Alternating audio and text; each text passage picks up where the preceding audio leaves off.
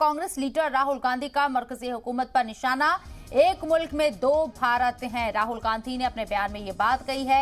एक भारत में सरमायाकारों को सस्ता कर्ज दिया जा रहा है, सरमायादार दोस्तों का करोड़ों का कर्ज माफ किया जा रहा है, तो वहीं दूसरे भारत में अन्नदाता को दर्द से भरी जिंदगी मिल रही है। हम दो भारत कबूल नहीं करेंगे।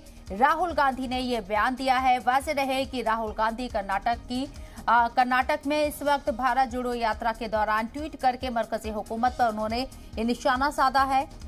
साथ ही साथ भारत जोड़ो यात्रा को लेकर बीजेपी लगातार राहुल गांधी के ऊपर तनकीद कर रही है। राहुल गांधी इस यात्रा के जरिए एक पैगाम ये आम बार बार कर रहे हैं कि भारत को जोड़ने के लिए वो निकले हैं।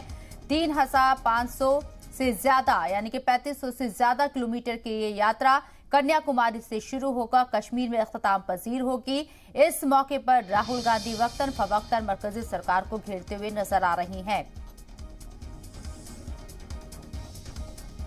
तो अब तक राहुल गांधी 700 किलोमीटर का सफर तय कर चुके हैं। कर्नाटक में फिलहाल ये यात्रा चल रही है और कर्नाटक में ही राहुल गांधी ने मरकजी हुकूमत पर यह निशाना साधा है। उन्होंने कहा है कि जिस तरीके से हिंदुस्तान के अंदर इस मुल्क को बांटा जा रहा है, एक मुल्क में दो भारत हैं। एक भारत में सरमायादारों को सस्ता कर्ज दिया जा रहा है, दूसरी तरफ सरमायादार दोस्तों का करोड़ों का कर्ज माफ किया जा रहा है, तो वहीं दूसरे भारत में अन्नदाता को दर्द से भरी जिंदगी दी जा रही है।